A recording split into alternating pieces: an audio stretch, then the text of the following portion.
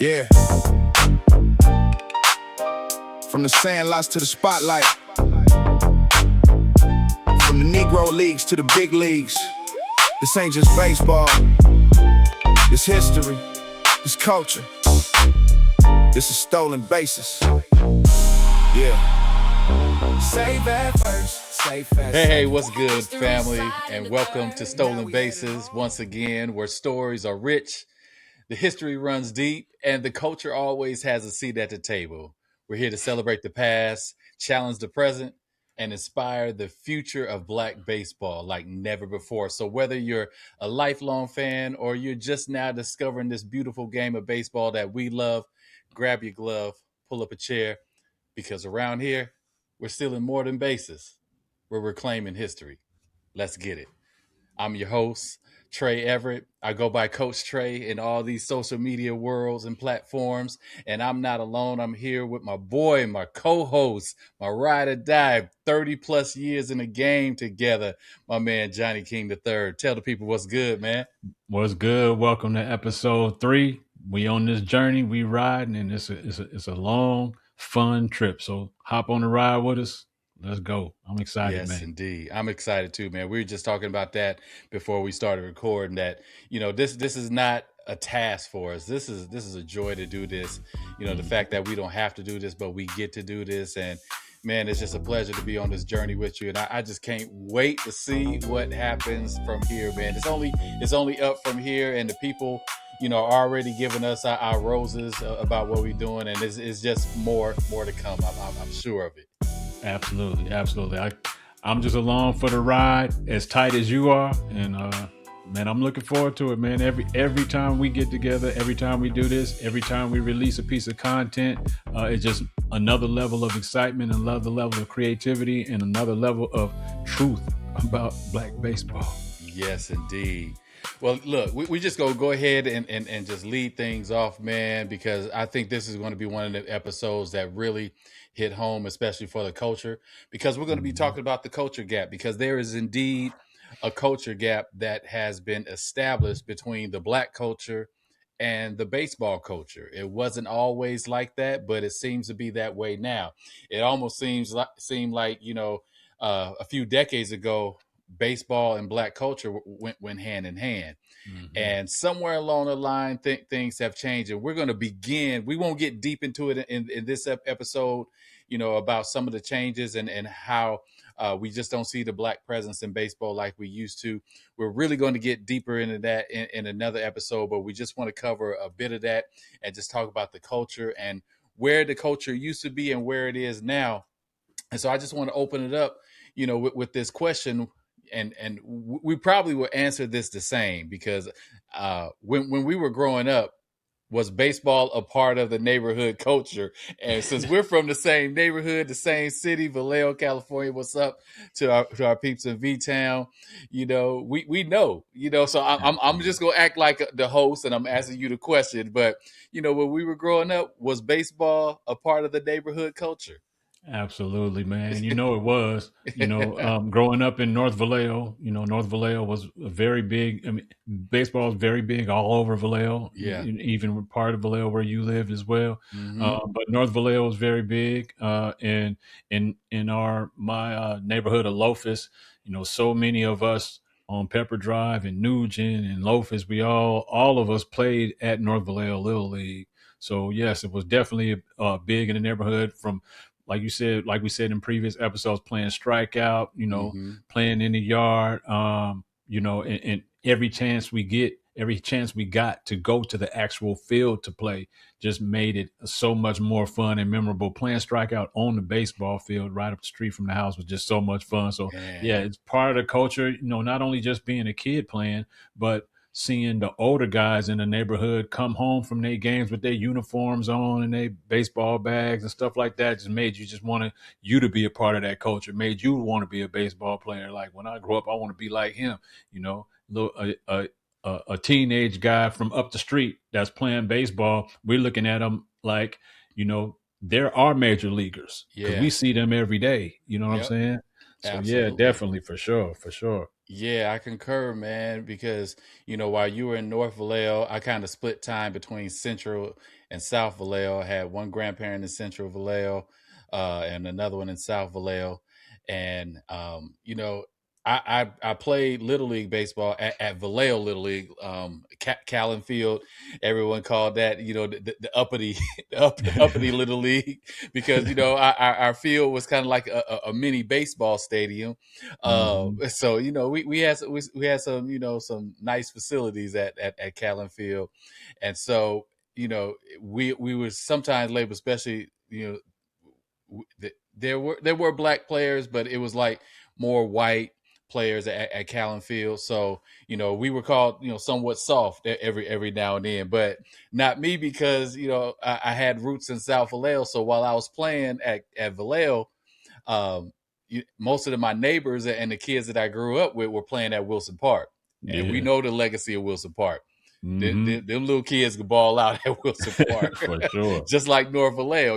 Those are the two legendary little league programs in Vallejo, and growing up, both of those programs went pretty far in the state and district, and almost knocking on the doorsteps of going to the Little League World Mhm. Series. Yeah, for So, sure. you know, I'm playing Little League, organized Little League, at Vallejo Little League. But then, after the games and throughout the week, I'm playing strikeout, with the cats in South Vallejo, who just Hmm. bringing some heat. And so it really sharpened my skills, for baseball. And, it was, like you said, it was everywhere, man. It was like, it was nothing to get home from school, do your homework, go outside and play, and you could find 2, 3, 4 different games of strikeout being played in the neighborhood. And so Hmm. you didn't need no bat, because somebody, nobody really needed a bat. We was playing with sticks, broomsticks, whatever, and Yep. then taking some masking tape, rolling that up into a ball, using that as a ball. Or Maybe wrapping it somebody around a sock or something. wrap it around a sock, or put a rock at the core to give it a little weight, Yeah. stuff like that. Yep. Every now and then we might luck up and somebody would have like a wiffle ball or a tennis ball. Right. Oh, you got a tennis ball? Let's go. Let's go Oh, play strikeout right oh, it now. was on. It was on. If you got a tennis ball, it's I'm on. heading it up the street. But yeah, man, it was just like, it was a way of life. Like, there was still, cats playing Pop Warner football, a few, because there wasn't really a truly organized youth basketball league growing up. But Hmm. we played, we played on the playground. So folks were playing hoop, and folks were playing, Pop Warner football, but that was after baseball. Like, Oh yeah. we playing baseball first. Like, that Baseball was was the main primary. thing. Like, Base, football was base, just something we do. exactly. In Vallejo, baseball was primary. I remember going to elementary school, and all of my friends, all of them played in North Vallejo Little League. Yeah, All like literally, I'm in the classroom, and at least 6 or 8 of the kids in there playing North Vallejo Little League, and then the other 3 or 4 classrooms, half those classrooms played in North Vallejo Little League. So yeah, you went to school with the same guys, and you grew up with them playing year after year after year. You come to know the names, from a kid. So the kids that we knew, that are some of the guys that are in professional baseball right now, like exactly. Damon Hollins. I was playing with him when I was in T-ball. You know Yeah, what I'm saying? yeah, Durante Hollins went and had some time. He played. I played with Durante. All of these guys, some of the guys that never made it to the major leagues, for different reasons, but had just as much skill and talent. These were legends to yeah, us in our neighborhoods and in our minds from a child. yeah, You know what I mean? We yeah, we had childhood legends, and then to be able to turn on the TV and see the Barry Bonds and the Rickey Hendersons, that just made the game, when we did go out and play it in the street, more fun. We had somebody to emulate. you yeah, know. yeah. That's the truth, man. We had those local legends, and crazy thing that some of those local legends were our classmates, or cats that we grew up with. We didn't have to really look at the older cats, even though they were there. We had cats the same age as us, that we saw at 9, 10, 11 years old. Oh, this dude gonna be something. that's Oh that yeah. dude. Like you mentioned, Damon Hollins. For those of you who don't know who Damon Hollins is, Damon, man, he graduated with us, class of '92 from Vallejo High School. He got drafted by the Atlanta Braves, came up in their system, made it to the big leagues. Also spent some time with the LA Dodgers, the Tampa Bay Rays, and Mm-hmm. now he is the first base coach for the Kansas City Royals. As a matter of fact, he Mm-hmm. closed out his career, his playing career with the Kansas City Royals, and so now he's their first base coach. And so next time the Royals come to town, whether it's San Francisco or up here in Sacramento when they play in the A's, I'm gonna make sure that I get to a game so I can see our boy Dame, man. And Yeah. he was just that dude at a young age, man. I remember we were teammates in high school together, Mm-hmm. playing at Vallejo together, and man, he could throw out somebody from deep right field to home plate without the Cannon. ball bounce. Just had a cannon, bro. And I'm like, That gun. I mean, he had gun. straight laser. I mean, and the way he threw it, his throwing motion was, I've never seen a throwing motion like his. It just, not at our age. Yeah, It was like, oh man, this dude is different. yeah. And I knew him as a kid pitching in Little League, would go Hmm. see him pitch on these Little League fields, and he's a pitcher. So Yeah, he had that same arm as a kid. You yeah. talking about like a little Roger Clemens or something like that, a little Dave Stewart? Oh, he was gassing kids, striking out the side, like people scared to come up to the plate because he's throwing so hard. Yes, sir. I remember. I didn't face him until we got to Babe Ruth League, which for those of y'all who don't know what Babe Ruth League is, it was basically age 13 to 15. You played Babe Ruth, and I remember us being like 13 to 14, and Damon played for Knights of Columbus, I believe. Mm-hmm. And I had to face him. And man, I swear this dude was 14 years old and throwing low 90s. Yeah. I'm like, this ain't fair. Nah, it's not, man. I need to stand. Can I stand behind the batter's box, please? Right. 1 foot out, y'all. Don't. You got to understand how fast this ball is coming right Yeah, now. and because he was an outfielder, used to throwing from 300 feet away. Now you shorten the distance to 60 feet 6 inches, man. Bullets. And it wasn't always coming right down the pipe. Sometimes it was coming right underneath your chin. Yeah, oh yeah, oh yeah. So I mean, yeah, legends, man, we man. had legends, man. So we had cats like Damon Hollins. We also grew up, with Chris Smith. We all lovely call Smitty. What up, Smitty? Smitty, what up? Smitty got drafted. He got drafted Second round, second round, straight out of high man. school to. They were called the California Angels back then. Yeah, Yeah. California Angels. And what people don't realize, being drafted in the second round in 1992, we Mm-hmm. talking the same draft that Derek Jeter was in. Yes. And our guy Smitty was drafted in the second round. Yeah. I mean, Absolutely. I took some time a while back to look at that 1992 draft round by round and just see some of the players, that Smitty got drafted ahead of, and in the same round with, like, Yeah. some everyday MLB players, man. And so this is what we grew up with, cats like that. Mm-hmm. And then there was some cats who didn't make it as far as Smitty and Damon. You had some cats who like Jabbar Brown, who was in the ninth grade and was 6'2". Jabbar Brown was Cecil Fielder in ninth That's grade. that's a good. That is the best analogy. Yeah, Jabbar Brown was Cecil Fielder, man. he was I straight up mean, he's Cecil hitting like Fielder, him too. bro. I remember I was 13 playing Babe Ruth, and this was before they moved the fence in at Wilson Park, and they used to go straight out at an angle, and they used to have the markers tell you how far it was. It was like Mm-hmm. maybe 330 down right and left field lines, but straightaway center was 450 feet. I will never forget that.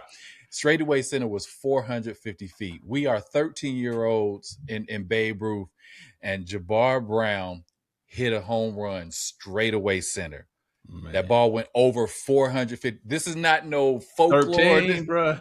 This is not no folklore, no myth. I saw it from my own eyes because we were playing against him, and he That's hit it straight crazy. away center over 450 feet at 13. I don't doubt it at all, man. Jabbar used to hit some. I remember when we played at the high school, right? Yeah. I remember him. You know where home plate is at the field, Mm-hmm. and he hit on top of that building where we used to have auto shop. Yes. He Yes. hit the ball. It landed on top of that building. I'm like, this damn bombs. Yes, hitting Crazy, bombs, man. man. I mean, we had so many cats like that, man. And just coming out of Vallejo High School during the time we were there, when we were juniors, that varsity team was unstoppable, Ridiculous. Yeah. ridiculous.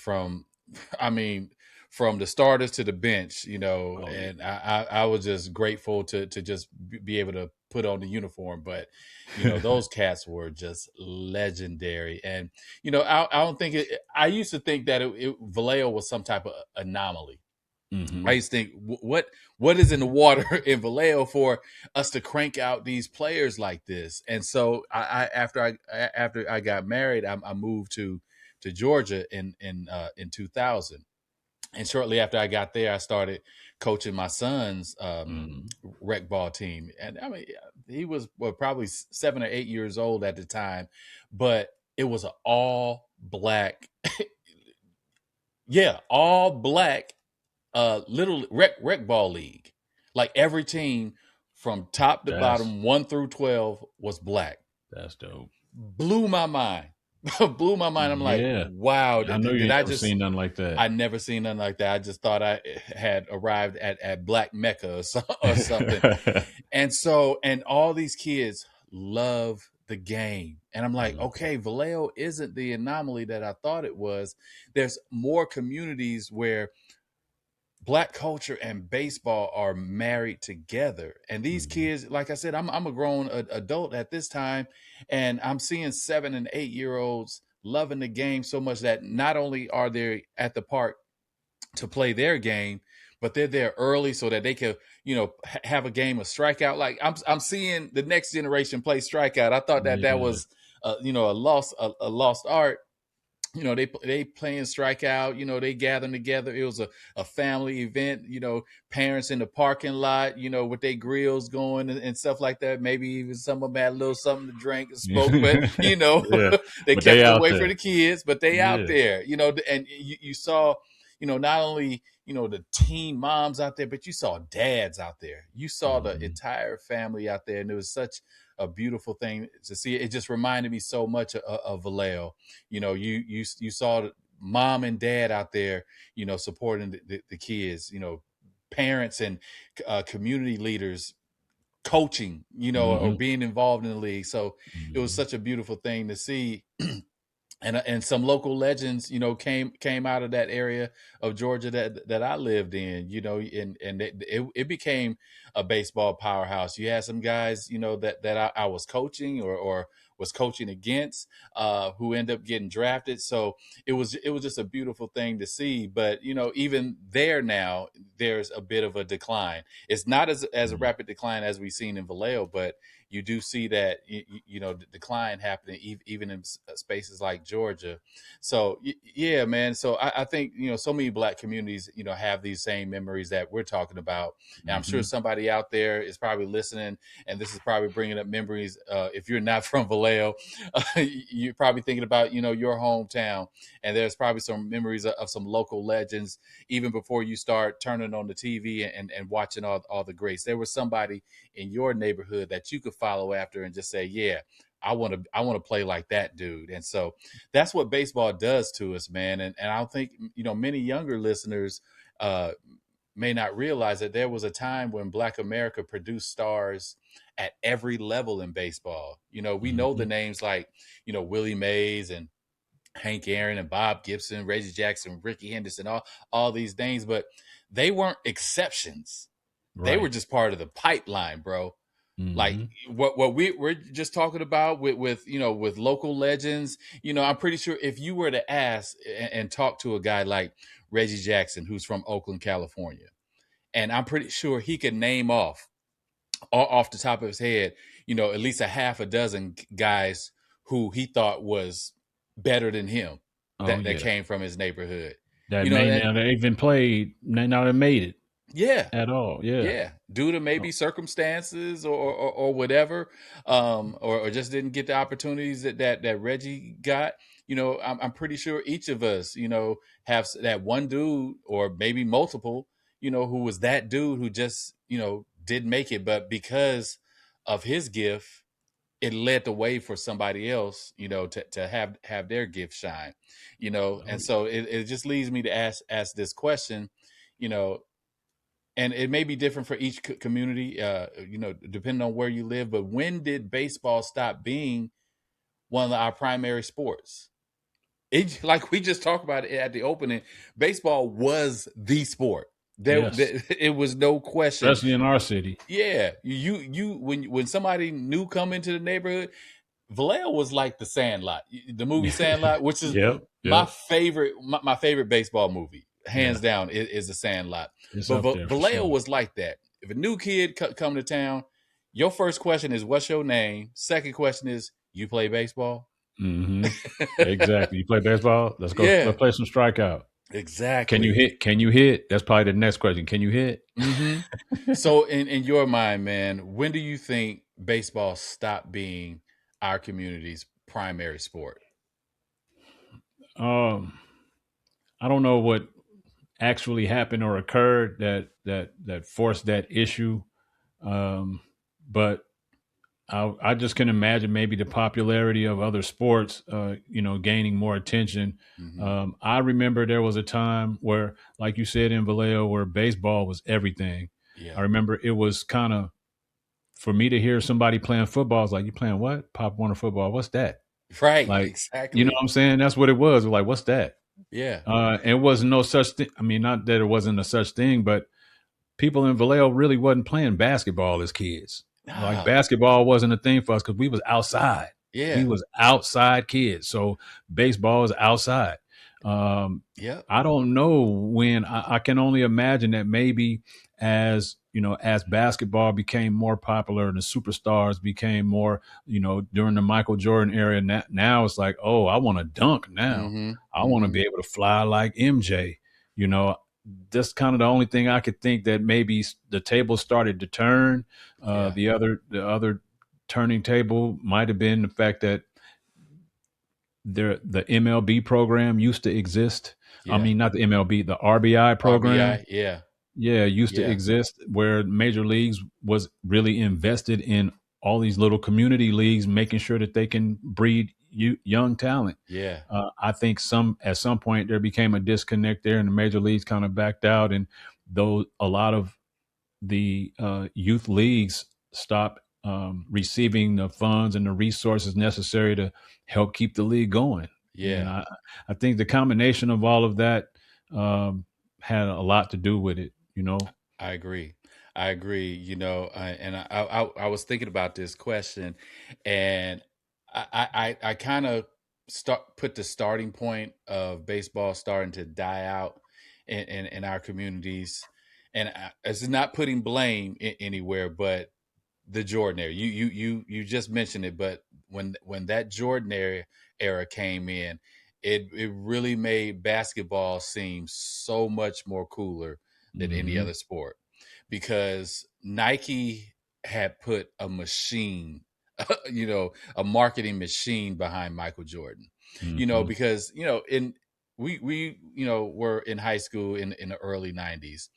Jordan was already in the league by then, but this was just when the Bulls started being good. So, Hmm. it was like, okay, yeah, Michael Jordan, yeah, I heard of him, out of North Carolina. Okay, he's cool. But then them shoes came out. Yeah, man, for Like the sure. Jordan ones, like, okay, Yeah, whatever. But I think by our age, it was probably about them fours. yeah. I think it was We the were in high four. school. High school when them fours came out, and everybody wanted them. Like Yeah. before then, everybody was going to the mall, going to Copeland Sports, Yep. and getting them 2 for $60 Deodoras, Yeah. or the 2 for Yeah. $60 British Knights, British Knights or the Elise or or the something like Elites. that. Yeah, Mm-hmm. everybody was going to get them, but Troops. then or Troops. Yeah, that's what we was rocking. But when around them Jordan 4s, when them Jordan 4s dropped, That changed the game. that changed the game, because not only was this a dope looking shoe, you had this amazing basketball player that you were seeing everywhere. Mm-hmm. Every Bulls game was on TV, whether it was a weekend game or a midweek game. You were seeing the Bulls. Sports Center, it was a lead story. Mm-hmm. It could have been the World Series going on, but if Michael Jordan and the Bulls were playing that night, they leading with that. Oh, Yes, and in other absolutely. news, there was a World Series. Exactly. That's how it was. Because MJ was so polarizing as a player. He forced you to watch. Yeah. Like the things that he did during his time.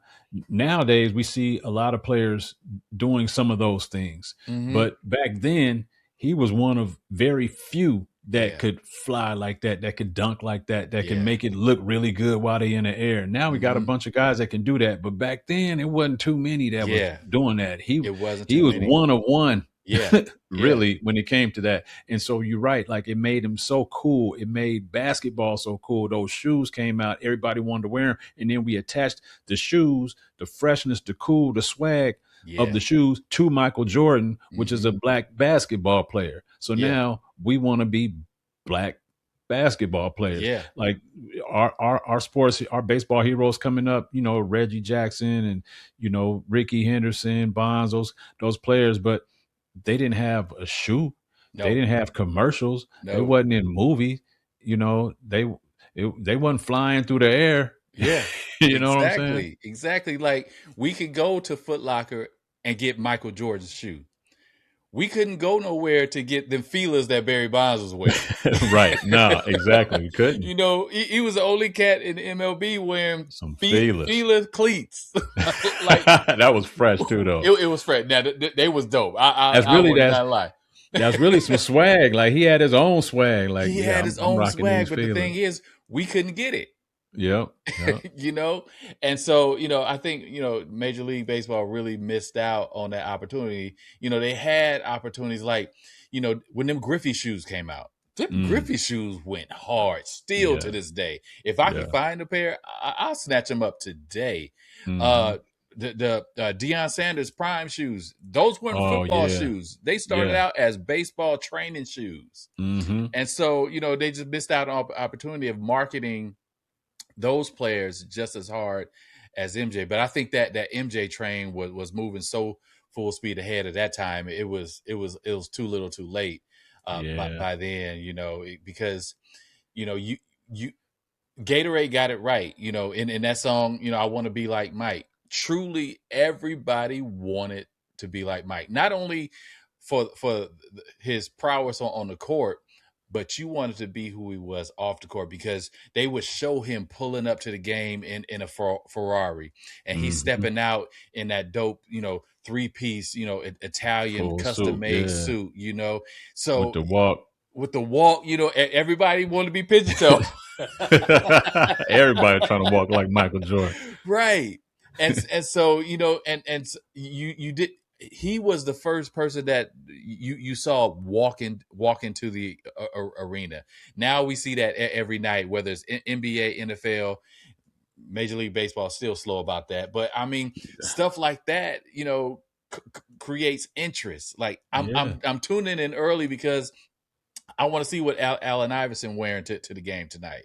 I want to see what Kobe got on. I want to see what LeBron rocking tonight. I want to see what my favorite NFL player, what they got on tonight. But when it comes to Major League Baseball, play ball. That's it. Yeah, that's it. Just play ball. I mean, even like I think that they could do some things like maybe I know this is kind of getting a little bit off subject, but at the beginning of games, if you go to the game, they have batting practice. So you get to see all your favorite players hit, and a lot of them are just hitting home run after home run after home run. You know, Yeah. I mean, it don't count in the game, but you seeing the Mm-hmm. ball fly out the park, people Yeah. getting souvenirs and stuff like that. Yep. Like, you know, that's exciting. People will show up. A lot of people show up before the game just to witness that.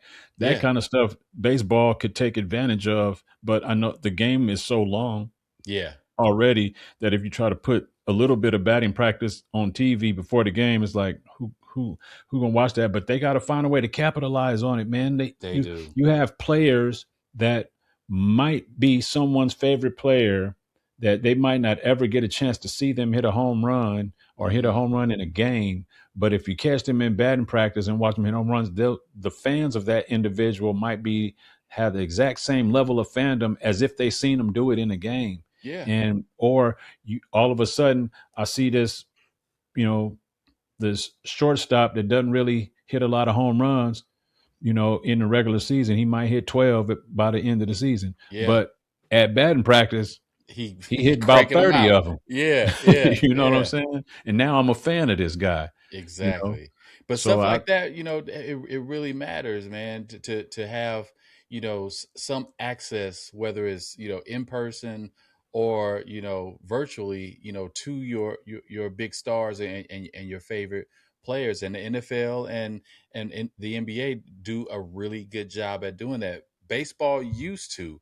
I remember growing up on Saturday mornings, you had Johnny Bench hosting the baseball bunch. mm-hmm. I And I remember the knew, baseball bunch. yeah, and I wanted to be one of those kids in the Me too. baseball bunch. Heck yeah, I did too. I wanted to be on the baseball bunch, Yeah. because my favorite players was probably going to be one of the guests, and so they working out with the kids, on the show. But that that show, really helped me stay in love with baseball. It's like I'm getting up Saturday morning. I know I got a game Saturday afternoon, but I'm gonna watch baseball bunch because Ozzie Smith gonna show me how to feel the ground ball real Yeah. smooth, and so I would be locked in to the baseball bench. And then after the baseball bunch, you had This Week in Baseball. Yeah. Remember that Oh my with Mel goodness, man. Allen? Classics. Yes. This week in Yeah, baseball. This Yeah. Week in Baseball. And so you would not only see the highlights of the previous week, all the dopest plays, all the home runs or whatever. But then they would have like these outtakes, these funny videos, like, your favorite players, you saw them as being funny, you saw them as being personable and relatable.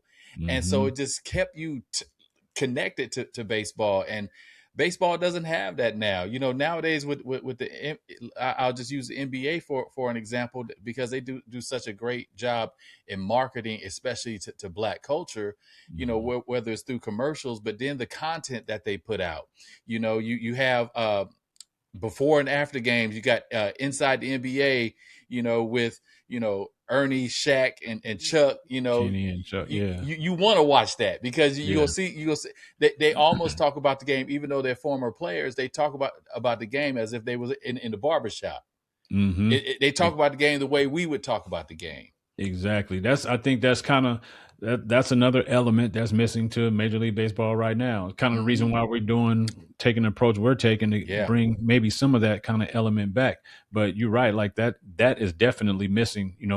Saturday mornings used to wake up, like you said, before your game and watch the baseball bunch and This Week in Baseball, and then all of a sudden, because cartoons would come on to a certain time, and then that's it.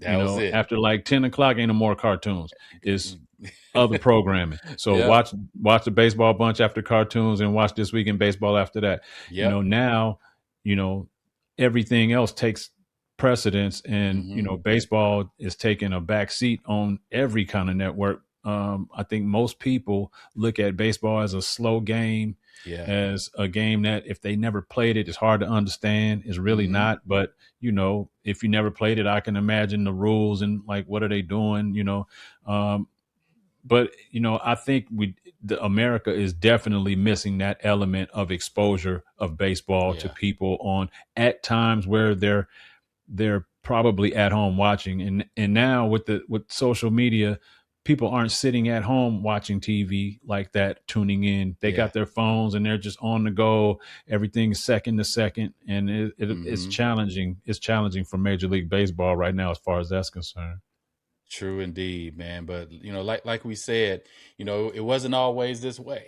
Excuse me, it wasn't always this way because baseball, especially for Black culture, it wasn't just a game.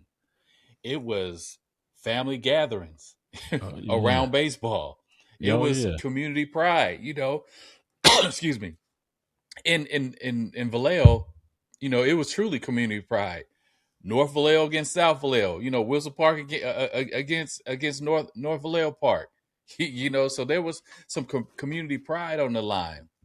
There were traditions surrounded around baseball. You remember signing up to play Little League baseball. Yeah, there it is. I see you. Had to But there was represent. absolutely, man. We didn't Y'all Vallejo see it. kids. Y'all see CC it. Sabathia was one of these. Yes, a Vallejo kid. Loud and proud, man. But yeah, man, Yeah, there yeah. was so much tradition, just around baseball. Even just signing up to registering to play Little League baseball. They give you that box of chocolates to sell. The world's Yeah, finest chocolate. world's finest chocolate. Yeah. Yeah. But Even you though you eat the probably whole box and ate the whole box in a weekend. Your parents had to pay $30 for the ate. box. Man, yes, man. I know I ate way more than I sold. Oh, me too. I probably ate one for every one I sold. I'm like, one for you, one for me. Yeah, man. So yeah, there was so much, culture, part of our culture connected to baseball, and it just made us, draw to the game in so many different ways. I can't remember, and I know things now with social media, things, people don't listen to terrestrial radio like they used to, but listening to games on the radio was a thing. Yep. Yep. Like if I wasn't home to see the game, Mm-hmm. I'm turning on KMBR in the Bay Area, KNBR, bruh. yeah, to listen to the Giants. You know, Yeah. Yeah, I was getting ready to say KNBR, bro. KNBR, I'll never forget that. That's like the Bay Area station for Giants, and they play some A's they sometimes play too. some But A's sometimes too. but Yep. KNBR, man, listen to the radio. I remember it's not like we would sometimes my dad would take us to the games, and then when we leave the game, like in the seventh inning, to head back to Mm-hmm. Vallejo, right? We Mm-hmm. in at Candlestick Park, and the rest of the three innings or last two innings we listening to on the On the radio radio. the rest of the Yeah. way home. I remember going to my grandfather's house. He lived right next door. I just opened the door and walk in, and he got the radio on. He You better doing know whatever it. he doing around the house, but he listening to the baseball game. Yeah. It was You know. like mental theater Mm-hmm. to listen to a baseball game on the radio, because the announcers would be so descriptive. Like when you watching the game, yeah, they got play by play announcers, but you're seeing what's happening. So all they're Mm-hmm. doing is recapping what you just saw. Oh, that was Mm-hmm. ball outside, 2-1. Mm-hmm. But when it's on the radio, it's like I said, it's like theater. It's like the announcer is telling, oh, he's winding up. Mm-hmm. He's standing on the left side of the pitching rubber, and he's in his windup. The pitch is delivered.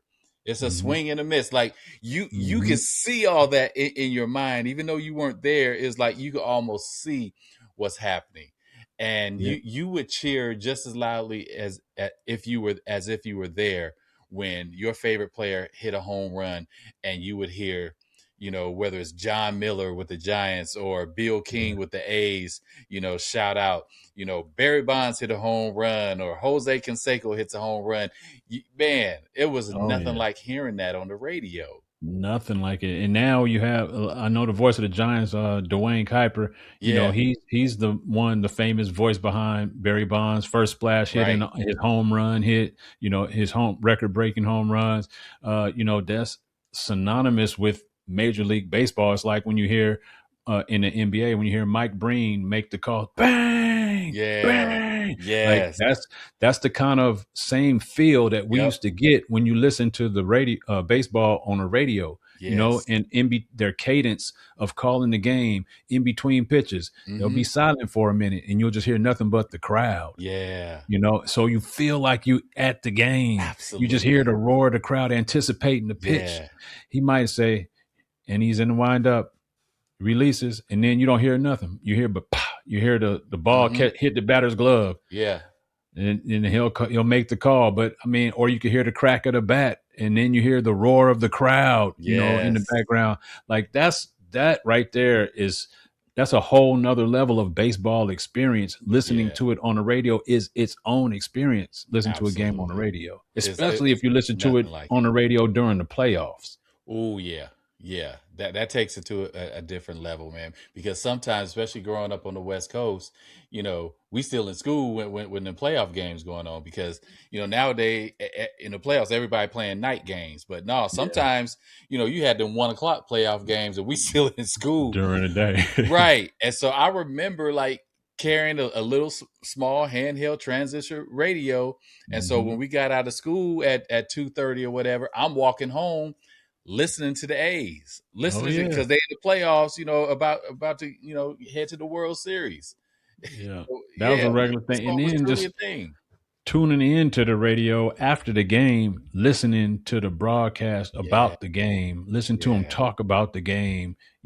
That was like, you used to pick up the newspaper and open it up to the sports page, and you get to see all of the columns of, batting averages and home runs and RBIs and who, top 10 or whatever. But you get to hear the guys talk about it, right after the game. And it's like, it's an extension of the game, but you still feel like it still feels like the game is going, even though they're just talking about what happened. Like it definitely was a part of the culture. Listening to the radio was part of the culture for sure. And speaking of the culture, bro, this is a good segue into our next topic, because speaking of the culture, it's no doubt that swagger, style, that goes a long way in the Black culture, especially in sports. We love certain players because of their style, because of their swagger. Like we talked about, MJ, being pigeon-toed. Everybody wanted to be pigeon-toed. the Fab Five, when they came out with the shorts all the way past their knees and the black socks and the long shorts. Man, I went straight to Copeland and got me some black socks after watching the Fab Five and the long shorts. And so, all that goes a long way in our culture. And baseball is one of the sports that celebrates your individuality until certain players express their individuality, if you get what I'm saying. So we talk about one of my most memorable moments in baseball in recent history was Juan Bautista of this. He was with the Toronto Blue Jays at the time, and that infamous bat flip in the playoffs. Oh yeah! To me, that was the best bat flip I ever seen in my life. It was so good that it seemed disrespectful. Yes, that's why I love it, because the bat flip was so good. It seemed like he just was disrespecting the entire team, because he knew as soon as he made contact, he knew that was going, and the way he flipped it, like, get that out of here, man. That's iconic. Iconic. But the way that baseball historians, baseball traditionalists came down on him, for that bat flip, and that was when he did it. I'm like, okay, we did that every day in the hood, all the time. Like, all the time. Why are you mad at that? Like, I think baseball has this. You're right. Baseball has this. Especially when it comes to showing out the pitcher.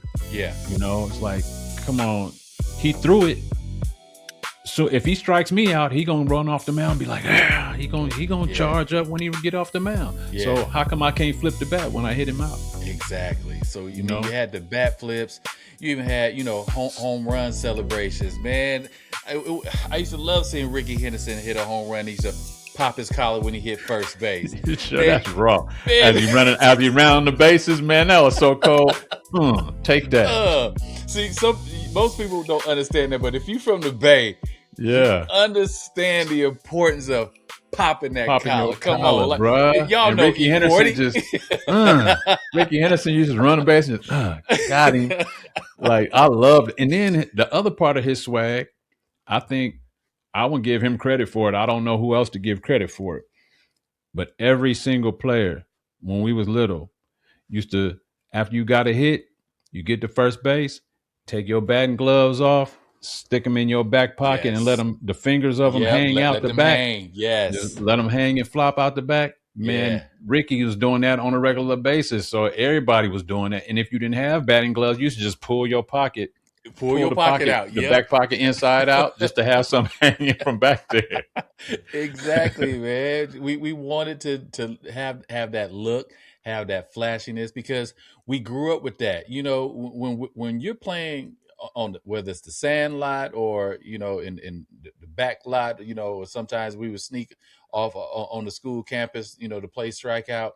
Man, there's so much smack being talked. Yeah, I mean, while I'm striking you out, I'm gonna tell you what's coming. I'm gonna yeah, tell you this fastball is coming right underneath your hands. and you Get ain't it finna if you hit it. can. Yeah, And when you don't get it, I'm gonna talk so bad about you and your mama and your sister too. that's it. We used to So talk funky, yeah, but it was all in fun. it But was all yeah, in fun. man. It was all in fun. And so, when Rickey did that, because Rickey's from Oakland too. And so, when he started talking in third person, Yeah, Rickey gone, yeah, Rickey gonna do what Rickey gonna do.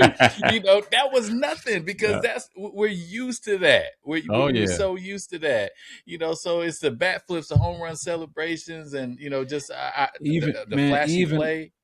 even like how some players used to catch the ball when it's in and they're in the outfield. How Yeah. they used to catch with one hand. Rickey used to do it catching and bring it down and Yeah. kind of slap his leg with it or something like that. Yeah. Like just like he's snatching it out the air.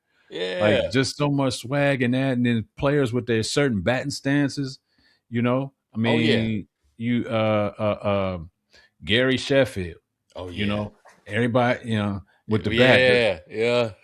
Yeah. He had his own flair. Like Yeah. nobody batted like him. So there was people we know of everybody that we know coming up at least one time wanted to try to Mm-hmm. do like Gary Mm-hmm. Sheffield.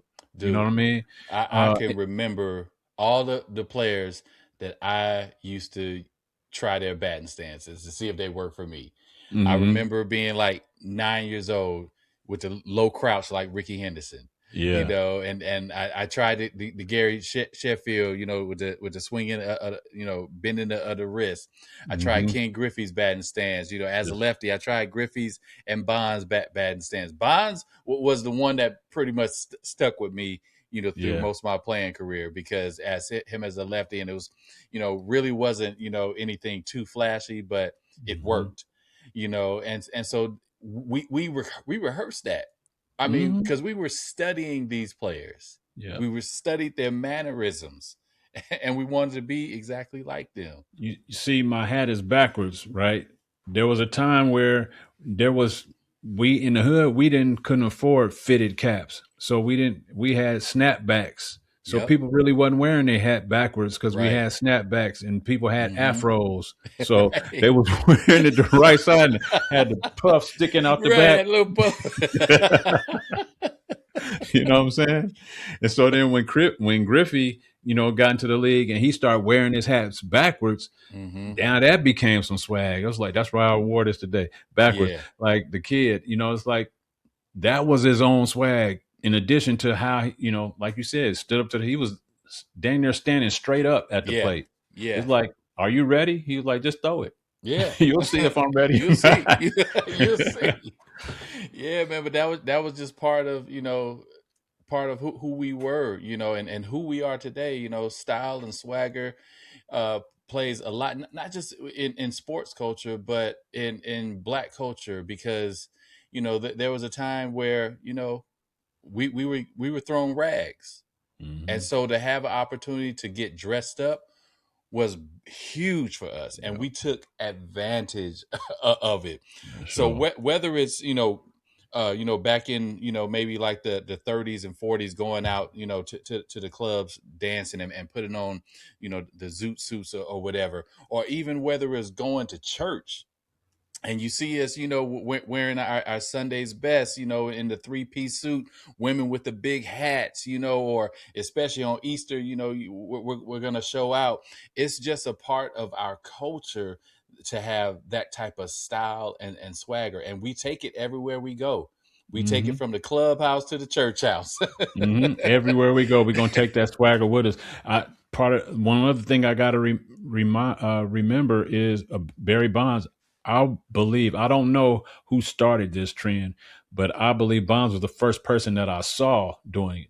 Everyone used to wear the traditional baseball pants that were, stitched and hemmed up. They come around the calf, just above the Yes. stirrup. The Yes. first person I saw wear pants all the way down to the ankle with no elastic at the bottom was Barry Bonds. Yep. And after that, I saw Gary Sheffield doing it. And then it kind of just took off. Yeah. Everybody started wearing pants with no elastic at the bottom, just a straight pant all the way down. Yep. That was some swag that we kind of came with. Like Bonds, like, I ain't trying to be restricted at all.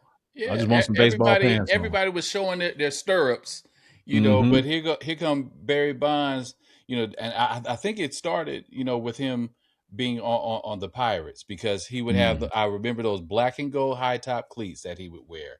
And you wouldn't see stirrups because his pants, went beyond, his high top cleats. And then you saw Griffey with the high top cleats. You saw Sheffield. You saw all these guys now wearing, the longer pants. And, now nobody wears stirrups just about now. Yeah, no, you don't hardly ever see them. You might see some guys just regular plain socks. Yeah.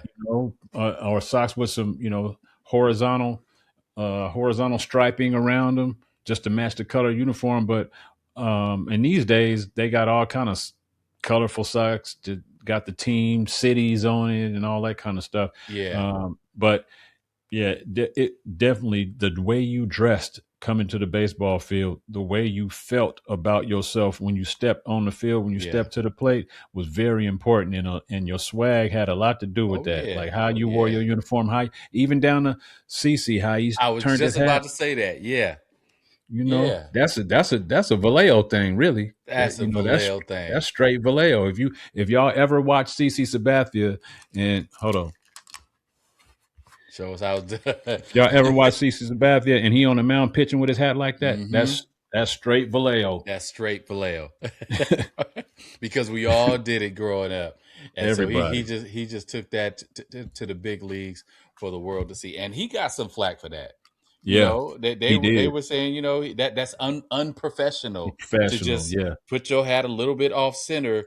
That's unprofessional, which is wild. That's to me. Crazy. And he still did it sometimes, but he did. That's crazy how he got flack for that. I think because, I think when he was in Milwaukee, I don't remember him getting that much flack for it. But when he went to New York, that's when he became a deal. New York was such a buttoned up organization back then. You couldn't hardly do nothing without it being a big deal. Right, because you already couldn't have any facial hair, back then. They just started last season allowing players to have facial hair. So you had to toe a tight line, man. Back then when CC was with the Angels. But I didn't put this in the show notes, man. But this came up this week, and since we're talking about style, swagger, in the black culture, and speaking of the Yankees. Jazz Chisolm, who is the second baseman for the New York Yankees, received some flack this week, bro. He received some flack for something as simple as sucking on a lollipop. He wasn't at the bus stop. Shout out LL, but he wasn't at the bus stop, but he was sucking on a lollipop during the game. So he had a Tootsie Pop in his mouth during the game, and people lost their mind.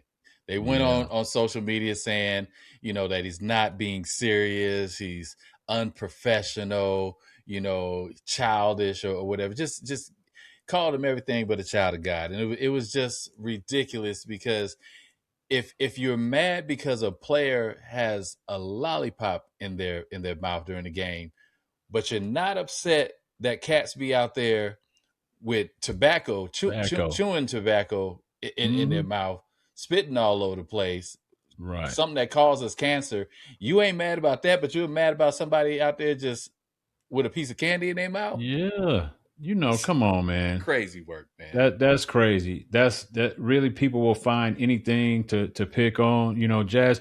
I could see if he was a marginal player, if he made a lot of errors in the field. If he was having a horrible season. Then making that. Like, well, you doing even still. That's still like. to make that lollipop the reason, Yeah. that he's having a bad season. That's horrible. Jazz Chisholm is a great player. The very next day or a couple of days later in a game, he made an outstanding play, and now it's like, okay, you made all that big deal about this sucker and his lollipop, but you're ignoring that he's a great player and he ain't doing nothing wrong. The very next day, he made a play where they do hit an infield fly pop up just outside the dirt onto the grass. He acted like he was gonna catch it and he just let it fall. And the guy who was Double running play. the guy who was Yeah. running first base, he stayed at first base instead of going to second. Well, he Mm-hmm. just threw him out at second. The reason why he did it wasn't a double play. What happened was the guy who was on first base was the leading base stealer There. on that team, the fastest guy on that team, and the leading base stealer in the league. So he was like, instead of catching this ball and getting a batter out, Right. I'm gonna let it fall and throw that runner out. Get That way you he off ain't the stealing no bases. bases. He ain't finna score on us. That's that's baseball intelligence right there. Yes, Because baseball intelligence, everything to IQ. the average viewer or fan would say pop fly, catch it. Mm-hmm. But having that baseball mind, like, no, this cat, he's a Yeah. known base stealer. We can't have him, after one or two pitches getting in scoring position. Yeah. Let me get him. Let me get that threat off the field right now. Exactly. And so they don't think about that because they were too busy thinking about a lollipop. Right. Crazy work. And if he was a white player, unfortunately, I Let's talk guarantee about you it. it probably, I mean, we got to talk about it, because if he Yeah. was a white player, they probably would never have said anything. They probably would have made it a joke. Oh, look Yeah. at him. He's cool. He got a lollipop while he's playing the Mhm. game. And then he can have a lollipop in his mouth and turn around the next play and throw somebody out. Look Yeah. at Oh, that. look at That's his great. confidence. Yeah. He's confident to play with a lollipop in his mouth. Yeah. Yeah. It's crazy work how, we're just held at this, unreachable standard. So Mm-hmm. whether it's, Jazz Chisholm with a lollipop, Bonds, not, not wanting to talk to media, Griffey with his hat turned back, even it even goes back to the 70s, when cats, were wearing afros. So they, Mm-hmm. like you were talking about, they wearing a cap, but afro sticking out Afro. all sides. Mm-hmm. Reggie Jackson was famous for that. Yeah. Reggie Jackson, Dave Parker. And so, they caught flat. Why don't you cut your hair? But you had other guys, white guys with long hair and these, long Fu Manchu mustache and stuff like Yeah, that. No yeah, flack there. Goose Gossage, much as I'd love to see him pitch, he had that big old mustache and it was intimidating, yeah. but have Dave Parker, somebody have the the pork chop sideburns. That's a problem. Remember Raleigh Fingers? And Yeah, he with the had that mustache handlebar. at a curl. Yeah. I mean, I thought that was kind of unique and different. You know what I mean? But if, let's say, a black player was decide, I'm gonna grow my chin hair out and braid Mm-hmm. it and put some beads on it, I guarantee you Yeah. somebody gonna have something to say about that. Or even if they Imagine don't put no beads on it, just braid it. imagine if there was a MLB player who looked like James Harden with the beard. Yeah. That would be a problem. Yeah, it would be too much. Too much. What are you doing too much? And Yeah. there's non-black players that got Yeah. big beards. You see it, but if it came to us, It's a problem. it's a Especially if problem. you ain't doing good on the field, man. You need to cut that beard down. Yep. It's affecting your swing.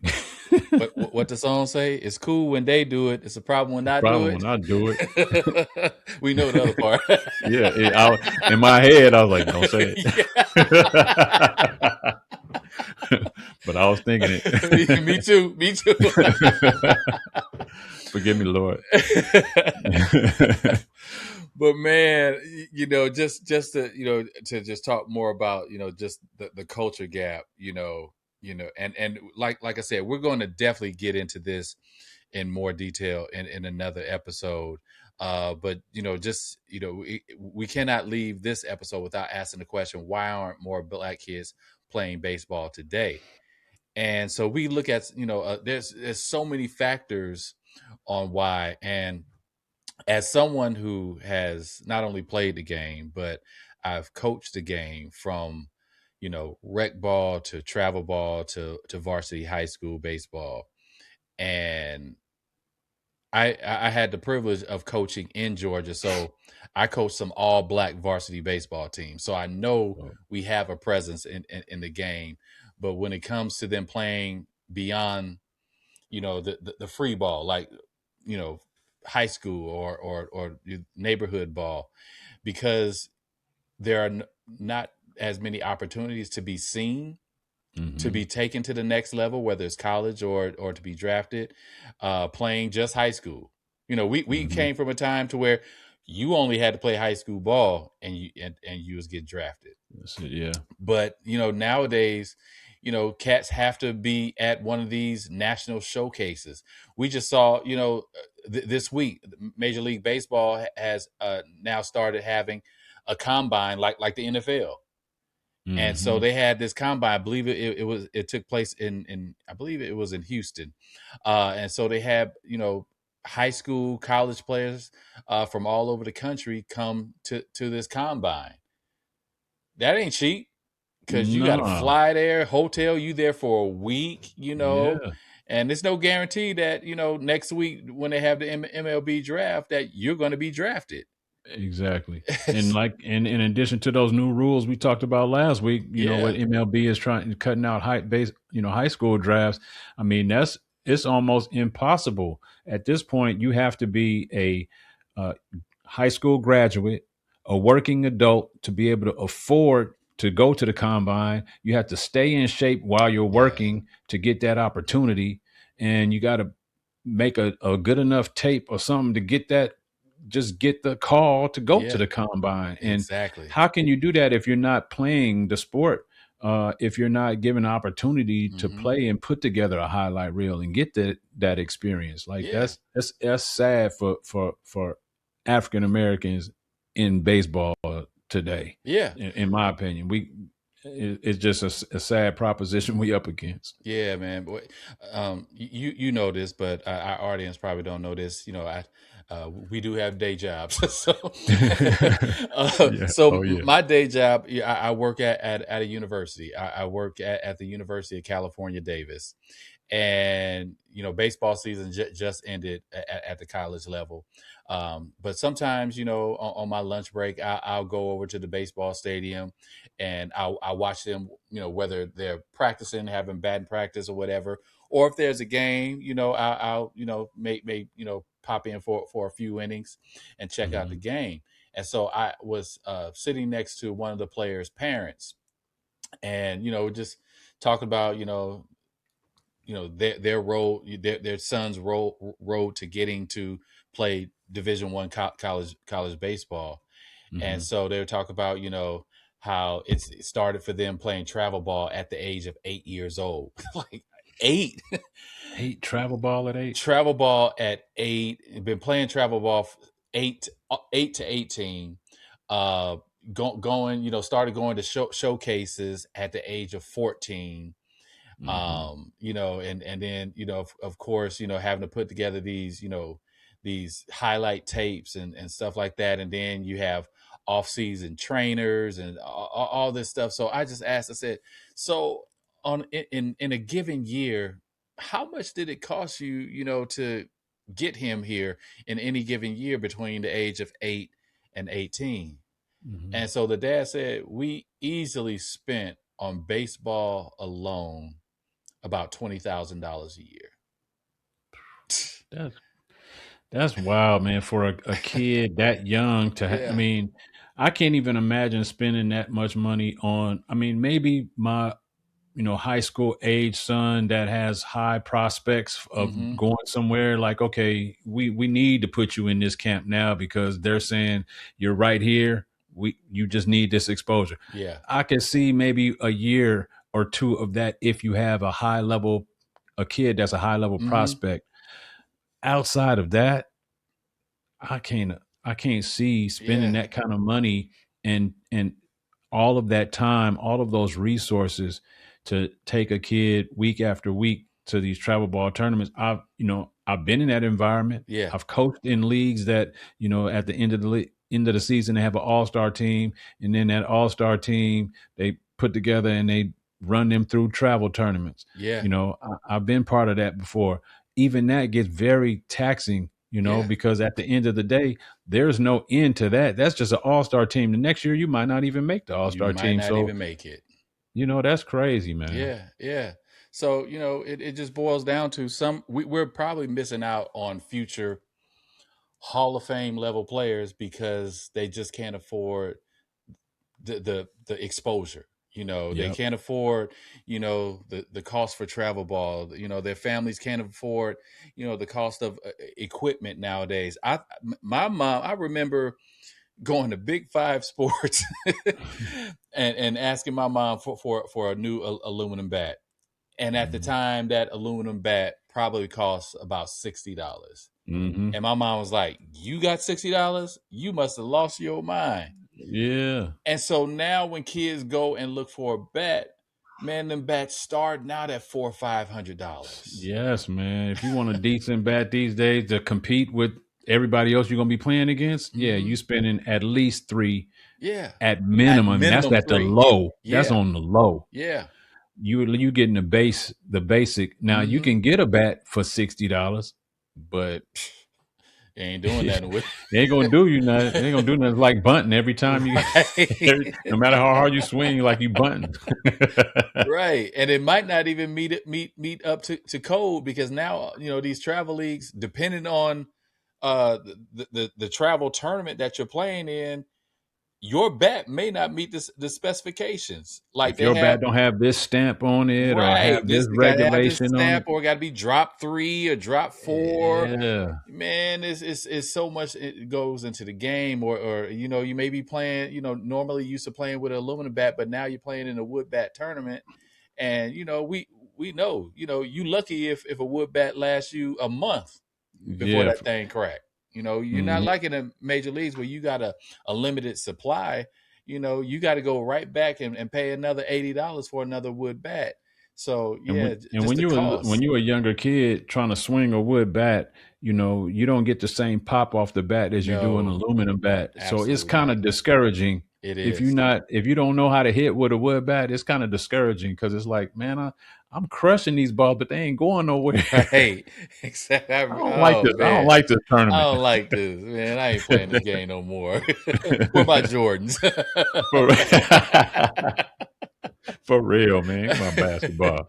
But yeah, man, this is one of them conversations. It's a little bit of a downer, but it's a necessary conversation as well, and that's why we're here. And so, I just want to pause and make sure, we haven't said this during the episode, but make sure that you're liking and subscribing to this podcast, whether you're watching on YouTube or you're listening, to wherever you listen to your favorite podcast, whether it's Apple, Spotify, Amazon, or any other podcasting platform.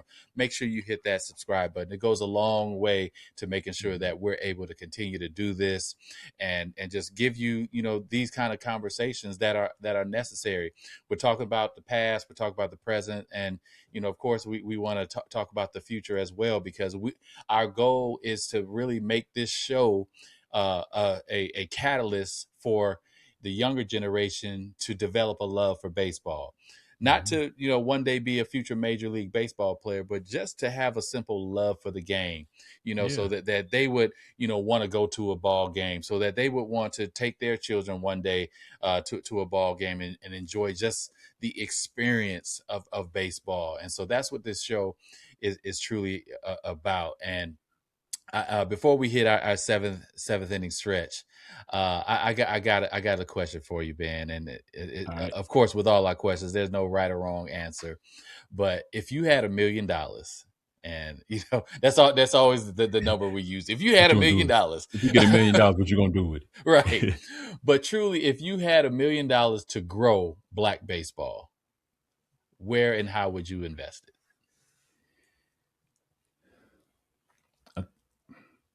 To me, the $1 million is a lot of money, but it is for the hole that black baseball is in is not. Yeah, So it's change. You're right. is $1 million? It's not, but I get the concept. Yeah. So, first, as we talked about in episode 1, I think that us restoring the history of the Negro Leagues, not necessarily restoring the whole Negro League itself, but the history, the Mm-hmm. documentation, gathering all the documents, all of the video, all of any kind of artifacts that can be, I know the Negro League museums have a lot of it. Yeah. Um, but if it could be formulated in a way that is easily tangible Yeah. for families to share Mm-hmm. amongst each other. I would kind of start there because I think there needs to be a educational foundation, an Yes. educational base to our past Yeah. that links us to this. Ain't something we want to do to try to be like other races and other cultures. This was us. Yeah. We Yeah. want to get back to us. Yeah. So I would start there.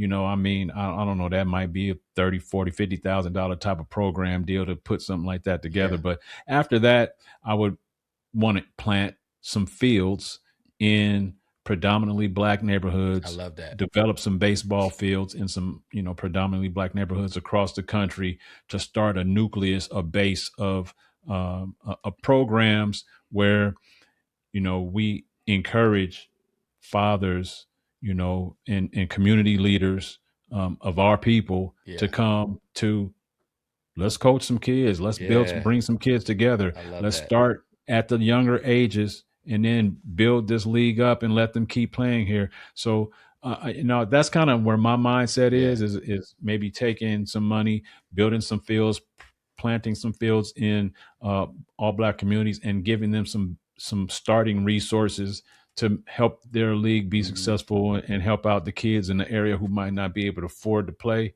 Yeah. And not keep it on no travel ball. We're not trying to. Yes. We gonna be our own travel ball. We're gonna play each other. Yeah. You know what I'm saying? We're gonna have the best talent on every team, and we're gonna play each other, Mm-hmm. and that's how we gonna get better. Yep. That's kind of my vision for it, man. I love it. I love, and I like that you added that media piece to it. So that's definitely needed because we got to be able to see where we come from in order to get somewhere else. And so Mm-hmm. the media piece and integrating, like the Negro League Museum, I think that's definitely key. For me, I'm, as Coach Tre, I'm always thinking, of the coaching aspect. So what I would do if I had $1 million to grow black baseball, I would take that $1 million and divide it over 10 years. And so that gives me $100,000 a year, and take a team of kids at the age of 8 and just develop them over 10 years and see exactly where they are from the age of 8 to the point where they're 18, and see how much I could develop them. For $100,000 a year, I can have the equipment. I can have the facilities. I would also like you said, invest in a baseball field. As I drive around here in Sacramento, as I drive around, I'm always seeing like old baseball fields that just aren't taken care of anymore. Nobody uses them, and my mind is always, I wish I could, just talk to the city, just let me use this field. I don't want to own it, but just let me use this field. Let me manage it. Let me, fix it up and get it in playing condition so that my team, could use that field. I would love to do that and see how far these kids can go. I'm very confident if you could take an 8-year-old kid and show them the game of baseball and keep them locked in and committed for 10 years. Oh, you can definitely get them at least to the next level playing in college. Oh yeah. Oh yeah, Absolutely. I love that idea. You definitely put some thought into that response. Dividing that $1 million over the course of 10 years, starting at 8 to 18. The development that would occur with each of those kids Mm-hmm. along the way, getting better and better and better year after year. Yeah. I think that's amazing because that's kind of like what we were talking about in episode 1 of let's start somewhere. Yeah. Let's start a baseline. Yeah. You know, at the age of 18, when those kids turn 18, you have a strong body of 10, 15, 20, maybe 20 kids Mm-hmm. that are now high level performing baseball athletes with which you can branch off, Yeah. you know, which they could, you know, start other adult teams with them. Mm-hmm. You can start a different style of league with them, or you just have some kids that's ready for that next level, whether it's high level college or even the pros. These Yeah. days, the pros, I don't know how that's going to work with the ruling that the Yeah. MLB just did, cutting out high school drafts. But I love that idea, man. I think that's great because with the field, you talked about going to the city, even in Sacramento where you live, seeing some fields. That's something you could probably do, to be Yeah. honest with you. My younger brother, he's in Vacaville, and he's a tennis pro.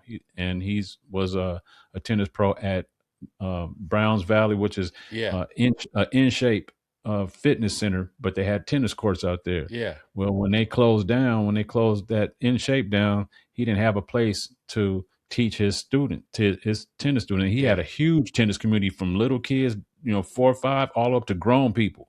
Like, he had a lot. So now he went to the city of Vacaville, and they had a bunch of open tennis courts that wasn't being attended to There you or being go. used regularly. And he made that pitch to him. Now they gave him control of Wow. all of the open tennis courts in Vacaville. My brother has control over them. That's He dope. runs them. He making sure they up to par. He's Yeah. running the programs and all of that. So that's something you can Yeah. probably do, man. It's possible. That's for sure, man. So who knows? You just might see Coach Tre here in Sacramento, working the field near you. Hey, shoot, I might fly out there and just help out, bro. For Hey, real, I would man. love it. I would love it. Yeah. Well, man, we're about to hit this 7th inning stretch. This is our Yeah. time to get up and stretch because we're about to close it out in just a moment. But hey, before we close it out, man, you sent me something this week. Uh-oh. If y'all don't know, me and Johnny, we text throughout the week, whether we're talking about the show, talk about something, just so that we have, some good content, for each episode. But man, you sent me something this week that made me mad. I ain't mad at you. I'm mad at the video you sent me. And so for those of you who may not have heard, recently, Jose Canseco appeared on the A.J. Johnson show. It's another podcast. I haven't watched any of his episodes, but he appeared on the A.J. Johnson show and was asked this question: who's faster, you or Rickey Henderson? And Jose Canseco, who, hey, I love, and if Jose, if you happen to see this clip, bro, I got so much love for you. You were one of my idols growing up. I would stop in my tracks every time you stepped up to the plate in the green and gold. So much love to you, my brother. But his response was, I was faster. And he said that he beat Rickey in races multiple times. Cap. I'm calling cap. What about you? That man is capping all day. That's why I sent it. That man, I knew as soon as I heard it, I kind of got mad too. I was like, ain't no way, man, I'm about to cuss you out on the screen. Ain't no way hell you faster than Rickey Henderson, man. No way. I ain't got enough caps in my closet as much as he capping.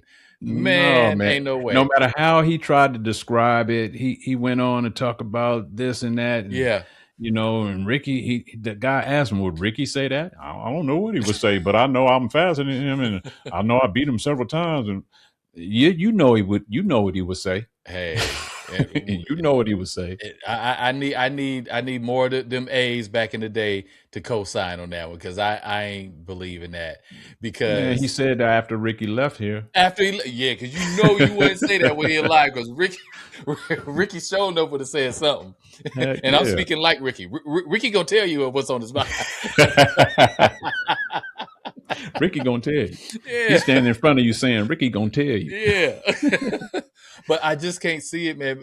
And like I said, no disrespect to Jose Canseco, because he was one of the first 40-40 guys. 40 stolen bases, 40 home runs. Him and Barry Bonds reached that mark before it became something that I know Ohtani has done it recently. I think Ohtani was the first 50-50 guy.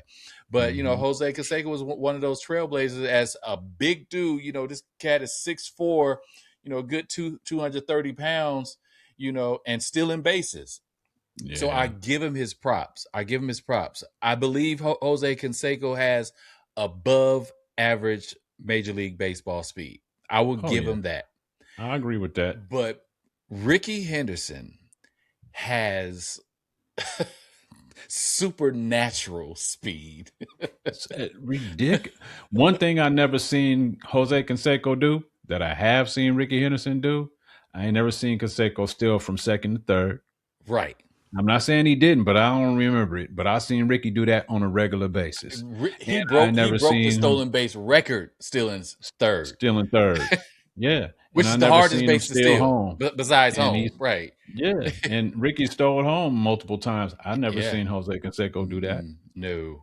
If you had speed like Rickey, you would have did that at least once or tried it. I'll just challenge anybody to go back and look at tape of Rickey running and tape of Jose running. It don't have to be him stealing the base. There's footage out there of Jose stealing bases, or he could just be hitting a double, whatever, or running out a ground ball. Just the form alone. And you could see that Rickey was faster by a mile. If Jose Canseco is running that fast, see Rickey came up with the head first slide because he was so fast. Because he was so fast. I don't remember Jose Canseco sliding head first at all. He was always feet first. It's always feet first. Yeah. And you have to be on a slower trajectory to slide feet first. Right. You couldn't be moving as fast as Rickey and stop your momentum to put your feet out in front of you to slide. Absolutely not. No, so you ain't faster, man. Here's another thing that I want to see. I want to know how many triples. Now, I know Jose Canseco is a powerful dude. He probably got way more home runs than Rickey. Yeah. But I want to know how many doubles and triples you got. That'll tell you how much faster he is. If Rickey Henderson got more doubles and triples, ain't no way. As strong as Jose Canseco was, as many balls off the fence and deep outfield he's hitting, you should have way more doubles and triples if you that fast. Exactly. And I haven't seen. The only reason, they tried to keep Canseco from whether it was getting on base or how it was important that they get him out is because he was a power hitter. He was a home run hitter. With Rickey, they wanted him out because they did not want him on the bases. Exactly. And the only way that you could do that was for him to either ground out, pop out, or strike out.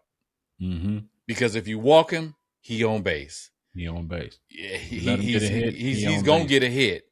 Whether it's a single or double, triple, he's gonna get a hit, and he was good for a home run. But if Rickey is standing on first, 9 times out of 10, Rickey might be standing on third within 2 or 3 pitches. Yeah, exactly. I was gonna say, and within 2 pitches, I've seen him. There's a famous clip out there where he stole 4 bases in the game. I remember he stole that. Second, 1 pitch, and the very next pitch stole third. His lead was so big. Yeah, it was like the pitcher almost didn't know what to do. He's like, I might as well just throw it down the plate as hard as I can, because if I turn to throw it to second, he off. Yeah. If I turn to throw it to third, he's just gonna stay right there. And it's a mind game for the pitchers. Yeah. Rickey was so fast, and he did it so not effortlessly, consistently. Yeah. He did it so consistently that now when Rickey gets on the base path, it's not just another threat back there. I got to focus I'm trying to strike this hitter out. I'm trying to get this hitter out, but I got to worry about this dude back here that's about to run on me too. Yes. And so the whole infield is like on edge when Rickey Henderson is on the base path. Yeah, man. Even the second and third baseman, they don't want to miss this ball or miss this tag. Yeah. It's a lot of pressure when oh shoot, Rickey on the base. Right. Man. I got to make sure that a ball don't get through my legs. Yeah, And then he don't steal on me. I'm in the right spot. So the third baseman, if he on second base, he don't even know where to play. exactly. He like, do I play close to the bag? Do I play out in case they hit?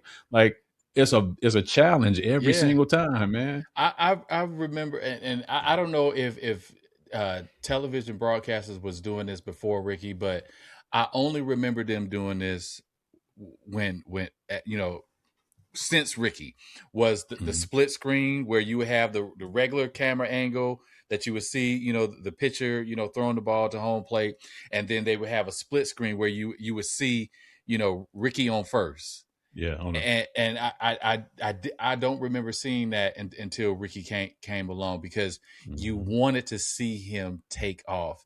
And Yeah. when you look at some of those split screens and you're just watching Rickey, by the time the pitcher released the ball in a lot of those situations, Rickey was already halfway to second. I mean, like it was on sometimes Rickey ran and the pitcher was looking at him. He was in the stretch. Yeah. He was in the stretch. He come like this, and Rickey already to second base. Dang, bro. Yeah, man. So Rickey, for me, he's always going to be that dude. But I don't think, I don't think Rickey gets enough respect among the all-time greats. Mm-mm. Like when you start talking, and of course, we're going to talk about this in a moment in our last cut. But when you talk about, the GOATs of the game of baseball, not often is Rickey's name in the conversation. But when you Mm-hmm. think about, his entire career, single season stolen base record leader, all time stolen base record holder, um, best on base percentage, all time walks leader, most walks in a season. I mean, the list goes At one on time, and on. he was the leader of leadoff home runs. Lead off home runs. Yeah. Mm-hmm. So when we look at the record books, Rickey lead in a lot of categories. And Mm-hmm. so, I mean, rest in peace to Rickey. My heart was broken when we lost him, but he He's a goat. is truly one of the GOATs, man. It's truly one of the all-time greats. He definitely deserves more credit in Major League Baseball folklore or Yeah. whatever. He deserves more. Like when we talk about Barry Bonds, when we talk about Babe Ruth, when we Mm-hmm. talk about Willie Mays, when we talk about Willie McCovey, we talk about Carl Yastrzemski.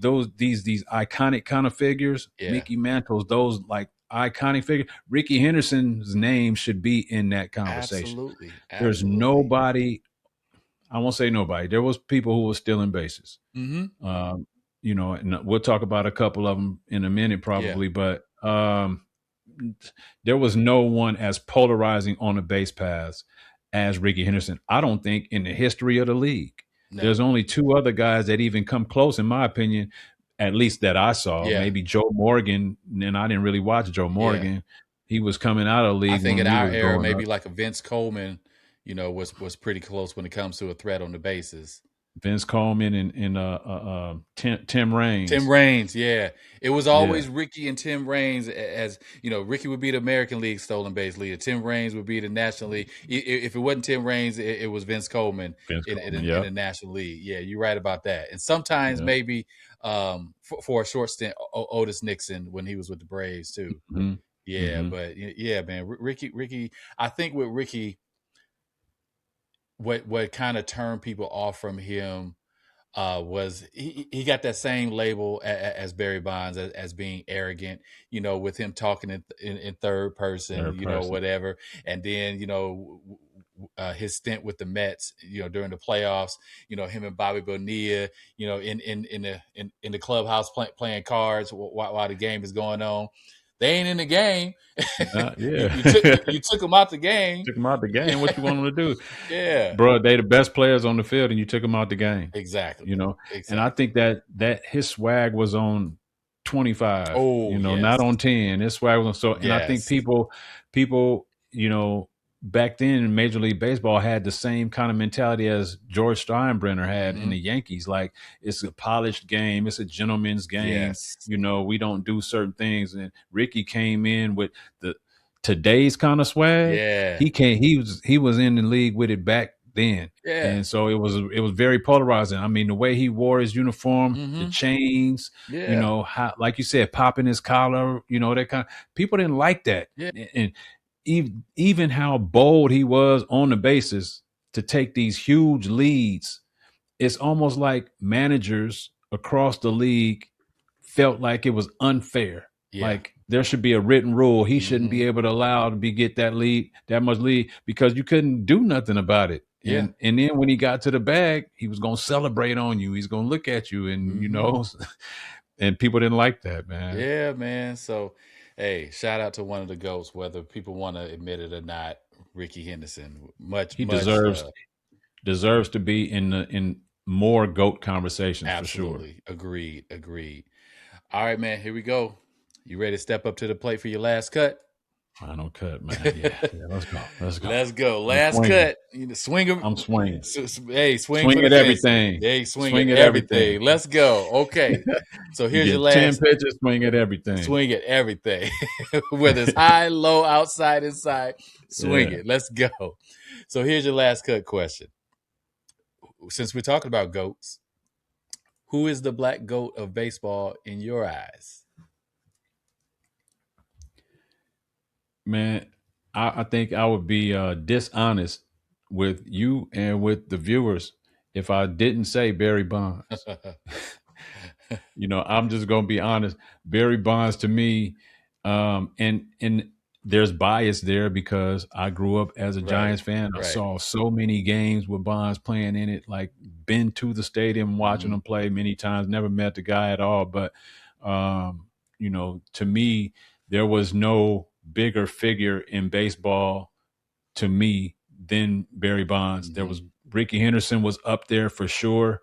I think he deserved, you know, Rickey Henderson probably before Barry Bonds, because Rickey Henderson was stealing bases as a threat on the base pass as soon as he got into the league. Absolutely. Barry Bonds, even though he was hitting home runs and hitting for average, it took a while for people to see that, oh, this dude is different. Mm-hmm. It took in, you know, 2 or 3 years into his Giants career Yeah. for people to see, okay, this dude is different, Yeah. you Yeah. know. But you saw that with Rickey as soon as he started stealing bases, Oh yeah. like right away. Yeah. So I was, you know, highly intrigued by Rickey at first, but Bonds, man, to me is the GOAT. There can be so many other names.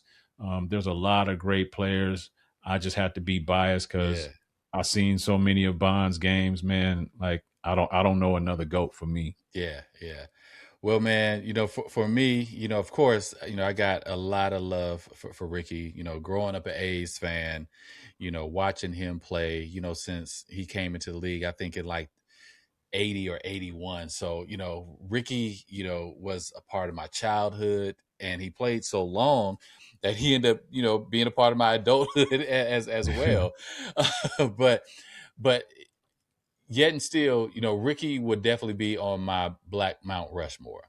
Mm-hmm. But in my eyes, I wouldn't give him that number one spot as the greatest all time. I even went back and, you know, was thinking about some of the ones, you know, who played before our time, like, you know, like a Willie Mays, you know, and how amazing of a player that he was, and being, you know, the godfather to Barry Bonds, and, you know, and of course him being a New York and San Francisco Giant. But Mm-hmm. that goes with no bias. Willie is definitely also on my Mount Rushmore, but I got to give it also to Barry Bonds, because Barry Bonds, like you said, is different. Mm-hmm. Rickey and Willie, they're different, but Barry is different. And I thought that, you know, I understand your bias, you know, you being a diehard Giants fan, but I'm just coming as a baseball fan, because Barry first caught my eye when he was with the Pittsburgh Pirates. So Mm-hmm. this don't even come from a biased point of view. I remember seeing him on the Pirates making acrobatic catches. They don't talk about his defensive prowess enough. Because of course, once he got to the Giants, he was more of a power hitter. He got bigger as a player. When he was with the Pirates, he was early 20s, fresh out of college. Speaking of which, that's why I'm wearing the Arizona State cap. That's Because fresh too, bro. appreciate it. Because Barry Bonds recently will be inducted into the Arizona State Baseball Hall of Fame. So that's the reason I'm wearing this. But just the time that he had with the Pirates. I'm seeing this guy was on a whole another level. He was truly the first 5-tool player that I saw. Could hit for power, could hit for average, had the defense, just was everything. And so I as a left-hander, I started studying him when he was with the Pirates. I think maybe his rookie season or maybe his second season, that's when I started studying Barry Bonds. And I started studying him ever since then. And so for me, he is truly the GOAT because, he was also, people finally recognized, like you said, that he was a threat on the base path as well. He was good, had multiple 30-30 seasons. Multiple, multiple MVPs, so this guy is that dude for me. And you can't, diminish his career to me when you talk about, the scandals or anything like that, because I really think that that's a false narrative that people throw at Barry Bonds, these scandals, because, MLB tested back then, just like they do now. The dude never tested positive for anything. Tested positive. No matter what you believe. No matter what you believe, And in baseball, if you look at any player, man, from when they first came up to by the time they ended their career, they were bigger. Period.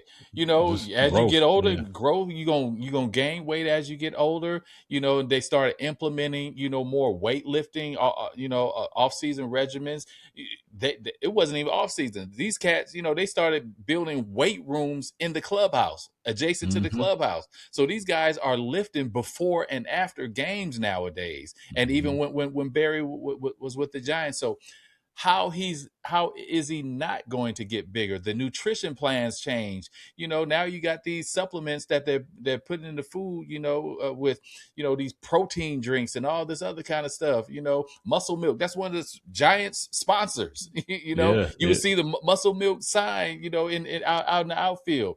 So, why wouldn't you get bigger? The game is getting faster. You're getting older. Younger players are coming up. You got to keep your edge. So I got to get stronger. I have to get bigger. And so the fact is, if there's no evidence of him testing positive, he will always be the GOAT. He was always be the GOAT for me. And I, like you mentioned, I started following him too when he was with Pittsburgh. I believe he was number 7 back then when he was with Pittsburgh, before he came to the Giants. But I encourage you, audience viewers, if you have only come to know Barry Bonds since his home run journey, like the journey to break the record, and all you know about Barry Bonds is the steroid era and McGwire and Sosa and 73 home runs and 756. If that's all you know about Barry Bonds, then you know very little about Barry Bonds. That's right. And I can see why you feel like he is not deserving of making it in the Hall of Fame or things like that, if that's all you know about Barry Bonds. But if you go study Barry Bonds from his rookie year as a Pirate, and then his first few years as a Giant, and all the way through up until McGwire and Sosa went on their run, look at Barry Bonds all the way up to that point. Everything that you saw after that was evident before that. Everything and then some, and then some, and then you'll realize his hand-eye coordination. Unmatched. It doesn't matter how much. You can't take enough steroids to hit the ball like that. These guys are throwing at his chest, 106, 103 miles per hour, right at his chest, and he turning on them and hitting them out the park. I don't care how strong you get, you got to have Yeah. extreme skill Yeah. to do that. And Yeah. it didn't matter if you look at how they pitch. If you watch a pitcher on a major league game pitch to a batter, and they'll put an overlay on the screen Mm-hmm. sometimes right above home plate, and they'll have 9 boxes in Yeah. there, and it'll show you there'll be red Mm-hmm. if the batter hits real well Yeah. in that area, Yeah. and there'll be blue if the Yeah. batter did, or clear Yeah. if the batter didn't really hit well at all. Mm-hmm. The whole thing, except for the very top one that's inside his chest, Yeah. all of it was red. Yeah. The whole box. You could You not can't pitch throw the Bonds anywhere near the nowhere. He plate. gonna hit Yeah. you out. Exactly. Exactly. And that's why he's the GOAT. Because when you Mm, just look at that alone, that diagram alone, and compare that to any other player, black, any white, Hispanic, don't matter. Every batter likely has maybe 1 or 2 strong spots in the strike zone. right. Everything else is up for grabs. But when Yep. you talking 80% of the strike zone is Barry Bonds' strong suit, Yeah. bruh. It don't matter. You could throw one low and outside, and he gonna boop and golf it out to left Mm-hmm. field. Yep. You could throw one high and inside, and he gonna turn on and hit a bomb inside the right field pole. That's it. That's it.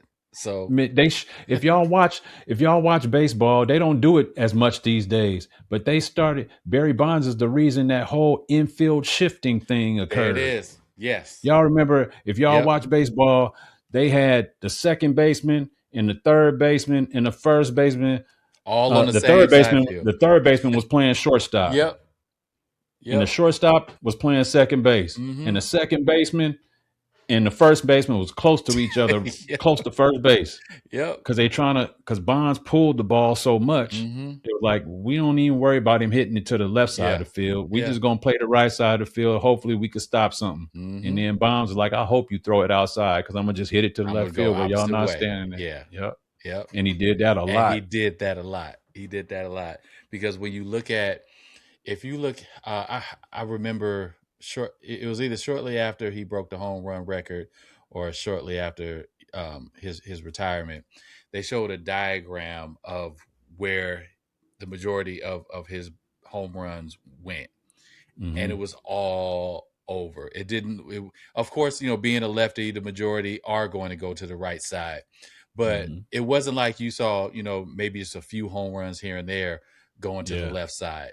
There were still hundreds of those home runs. Spraying them everywhere, man. Yes, everywhere. So Spraying he them was everywhere. a true hitter, man. And so and man, I still get, I still I don't get starstruck a lot, and I've never met Barry, but I follow him on social media, and whenever there's a post of his, I gotta watch it, and to see Yeah. him, he's like playing golf now, and I was watching a recent post, he's driving the ball, swinging the golf club, and right at the end of his golf swing, of course the golf swing is more underhanded, but Mhm. right at the end of his golf swing, you saw that backswing that's just like his home run swing, and I'm like, he Yeah. still got it.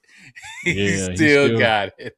He still got it, man. Barry, I saw 2 things I want to mention real quick. One, he was interviewed on All the Smoke with Matt Barnes and Greatest Steven interview. Jackson. Yes. Bruh, I love that interview. Man, This one part stood out when he was like, I don't care how fast they throw it. I don't care if they was throwing 100 miles per hour. I don't care if they was throwing 120. He was like, there's a catcher back there, and he catches that ball every time. Yes. Right in his glove. He said, I just turned my bat into a glove. There you go.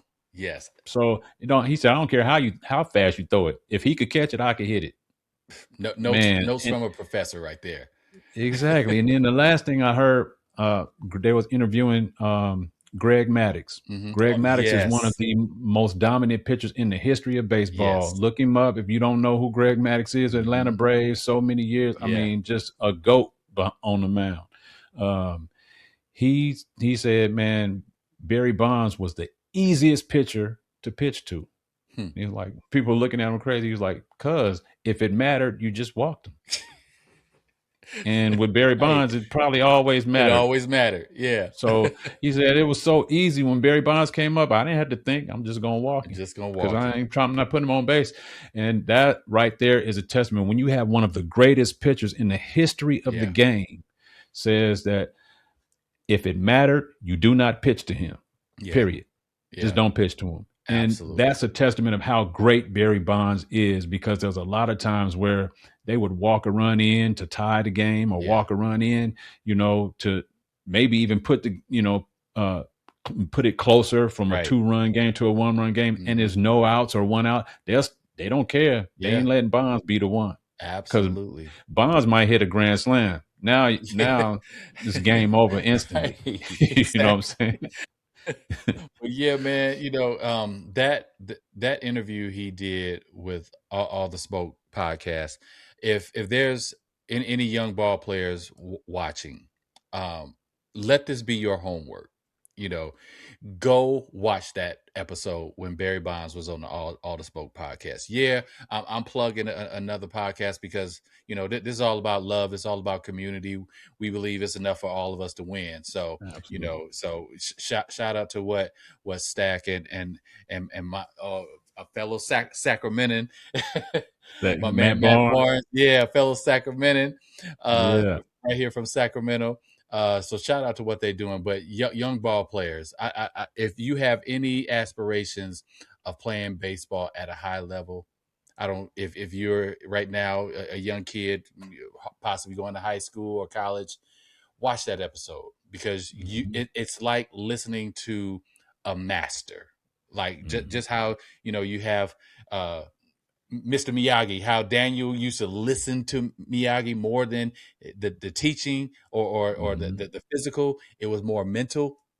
Listen to Barry Bonds talk about baseball on that podcast, and I promise you, you will get more out of that than spending hundreds and sometimes thousands of dollars with these trainers. So Mm-hmm. let's go do that. So shout out to the guys, at the All the Smoke podcast, I know and we're gonna get a lot of flack from people, maybe yeah, from viewers who gonna say, y'all high on Barry Bonds, but he was juicing, he was this and that and the other. Because well, as soon as you start talking Barry Bonds, there's always gonna be some people come out and then always, start talking juice. always, And it is what it is. We understand it. Ain't no hate there, yeah, because there's common belief or popular belief that he was juicing. yeah, I remember I'm gonna say this real quick. I went to I was working in Arizona one time, in Phoenix, Arizona, and I didn't have nothing to do one day, and I was like, man, the Giants was in town playing the Arizona Diamondbacks. I was mhm, like, man, I'm gonna see if I can get some tickets. So the yeah, company I was working for, they got me a discount on some tickets. So I went to the game. I was by myself, but this was in the middle of the heat mm, of him being yeah, juicing and all of that mhm, stuff. So I just remember sitting there, and man, they was letting Barry have it, I man. The know, Diamondbacks, I felt bad for him. You could tell Barry wasn't letting it affect him, yeah, but they was like, Barroyd, Barroyd. I was like, oh. And wow, then somebody threw a syringe on the field, that's like in wild, that game. If you see a famous clip of somebody throwing a syringe on the field against the Diamondbacks, I was at that game when they did that, wow, man. that's Uh, crazy, yeah, I felt real bad. I was like, man, I hope he hit a home run every time he get up the yeah. plate, man. I hope he hits y'all out every Yeah. time. But yeah, man, I know, we may get some flack for that, and there may be, some folks in the comments, talking bad about Barry. And that's your right. We're not here to talk you out of that, but the fact is, in our eyes, and especially when it comes to black culture, he's our GOAT, and we're Mhm. gonna embrace him, we're gonna love him just the same way as other coaches still embrace Cy Young and Ty Cobb, even though Ty they Cobb, were yep, well known racists, yep, So we're gonna love on Barry, no matter what. So 100. you can say what you want, but it ain't gonna change. It ain't gonna change our mind. He We is want still y'all to be our watch this goat. podcast, but if you Yeah, don't like Barry Bonds that much, you might not want to watch that much, because we're gonna be right. talking about him probably every We gonna be episode. talking about some Barry, man. We want you here. We want you a part of the squad. But hey, just know we pro Barry over here. Yeah. Hey, and join the conversation. We don't want you to not show up. We want you to we want to hear your feedback. If you got something to say about it, say something. we'll talk back to you. We're gonna be Yeah, cordial. We're for gonna be sure. respectful around here. But if Barry Bonds ain't your GOAT, tell us who yours is. Then Yeah. And so, instead of knocking Barry down, just tell us who your GOAT is. yeah, just tell us who you go. I might agree. I might like, yeah, he's a bad boy. That's for sure. Yeah. And just to close this last cut out, real quick, since we agreed on who our goat is, but our goat may not fall in the category of these other two items. Mm. Who is now we're talking black players. Who Okay. is the most important black player, and who is your favorite player? Now that may not be the GOAT, Yeah. but we may be talking about three different individuals, or that they could be all the same. So for you, Johnny, who's the Mm-hmm. most important? And I'm thinking the favorite might be the same, but give it to me anyway. Most important Well, and favorite. honestly, I will come up with something else for favorite because Barry Bonds is going to be the GOAT. He's going to be the favorite. He's going to be highly important in the history of baseball, black baseball. So if you can ask me any baseball question, I probably could put Barry Bonds at the end of most of them answers. But honestly, one of my favorite players to watch before I became a big Barry Bonds fan was Ozzie Smith. Ooh, yeah. For the Cardinals, man, he Yeah, would the be wizard. the wizard, man, at shortstop, man, watching him run onto the field and do these back flips and forward Yeah. flips. And sometimes he'd do them in the middle of the game in between, batters or something like that, man, just to hype the crowd up. That to me. And then stealing bases, Ozzie Smith was a base stealer too. Yeah. He didn't hit for a whole lot of power, but hit really well for average. Yeah. And just defense could throw anybody out from the grass, Sure. make all of these crazy highlight throws that you see on today. Yep. That's why he was called the wizard. I Wizard. encourage y'all, if y'all really want to see some highlight defensive plays, Yes. go look up a highlight reel on Ozzie Smith, man. Entertainment. Straight up Yeah, entertainment. he's definitely like one of my favorite players to watch. Yeah. I really enjoy watching him. As far as the you said most important. I think we go back to some Negro League figures when you talk about most important. To me, I have to kind of put. I guess I would say like between Satchel Paige and Josh Gibson. I would say Satchel Paige. The reason why is because I think Satchel Paige, he did something that's totally unprecedented. He was a major star in the Negro Leagues. He was a major star in the Major League Baseball, even though he was over 50 years old when he got into the majors, man. And he was still killing them at that age. And for Major League Baseball to have acknowledged, too many years down the road, but they finally acknowledged him and put him in the Hall of Fame is a testament, to when they talk about Hall of Famers and they put somebody in the Hall of Fame, that's because they're the best at what they do. Yeah. They're one of the best at this game. Well, he was the best pitcher in the Negro Leagues and the Major Leagues. Just too bad, like you said, that we couldn't see a 22-year-old Satchel Paige in the Major Leagues. Yeah. Man, but I think Satchel is highly important because he's the glue between I think he's the glue between the Negro Leagues and Major League Baseball. I love it. Well, that for me, my greatest, of course, is Barry Bonds, and so my most important, I went with Willie Mays, and there is one reason I went with Willie Mays. Yeah, the things he did on the field, amazing. He was Barry before Barry, but there's this iconic picture of Willie Mays playing stickball in New York with a group of neighborhood kids before he left and to head to the stadium for a game. And when I saw that picture, I was like, I don't know where those kids are right now that he's playing stickball with, but I'm sure they never forgot that moment and grew up with an immense love for baseball. Mm-hmm. And Willie did that multiple times. That was the one that was caught on camera. But I recall my grandmother telling me stories of Willie doing that when he came to San Francisco. Like he would just find a group of kids on a sand lot, or anywhere in the Bay Area. He would just Mm-hmm. find a group of kids and just start playing with them.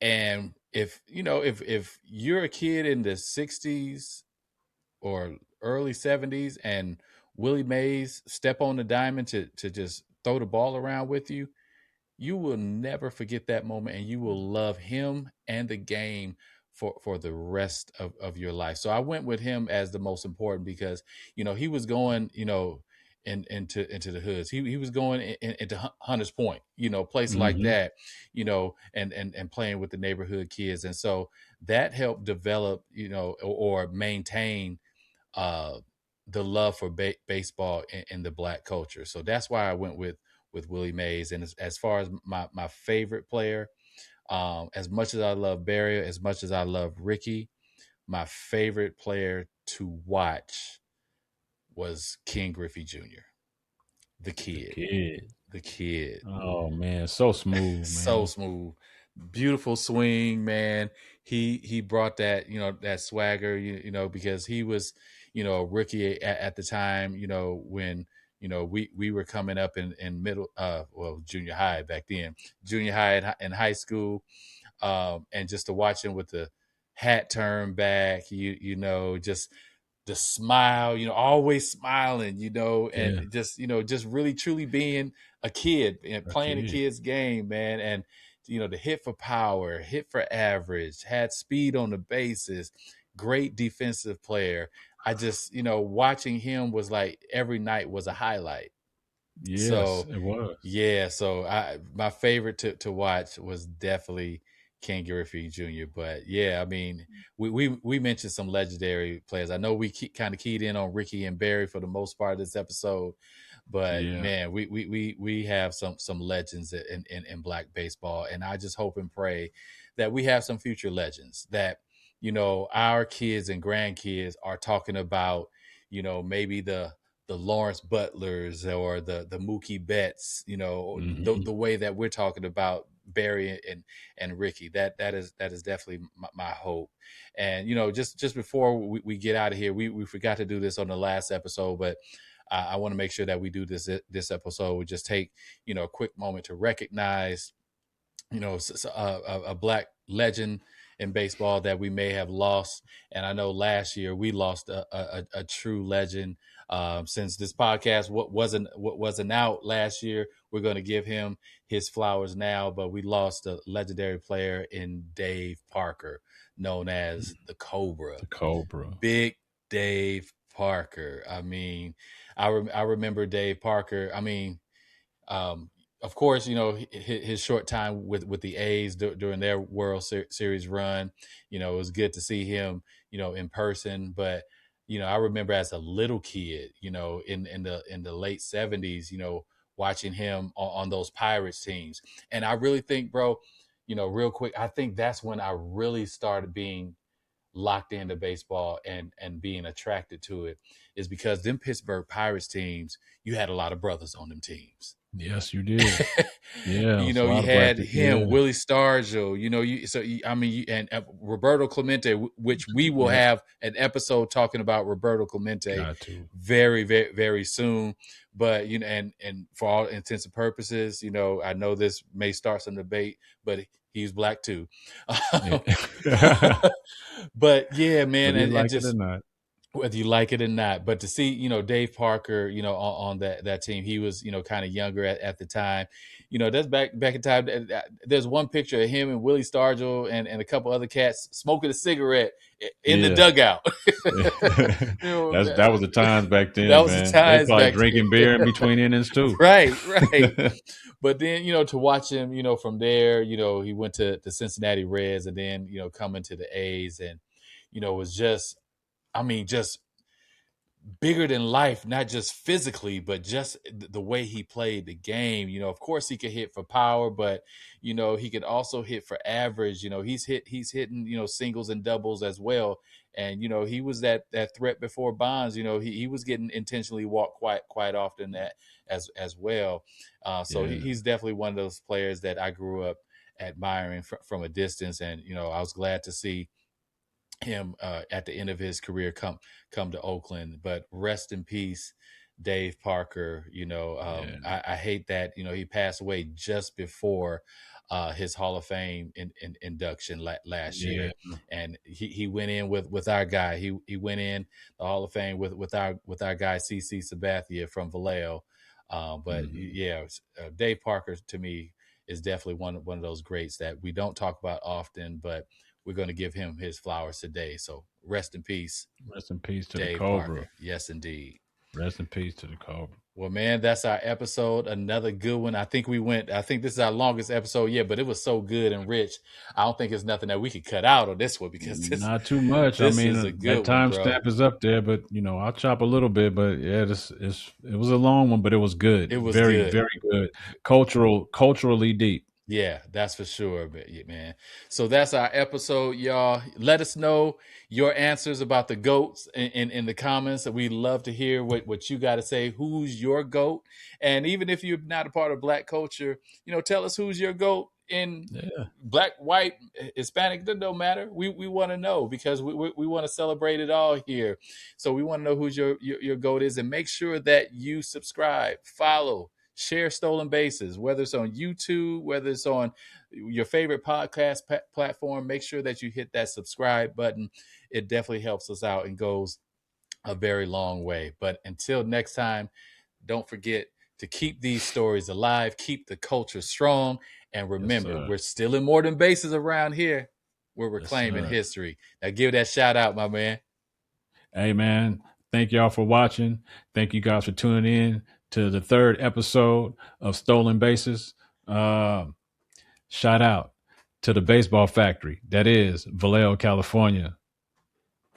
One love. One love to the V. Peace. Grow leagues to the big leagues. This ain't just baseball.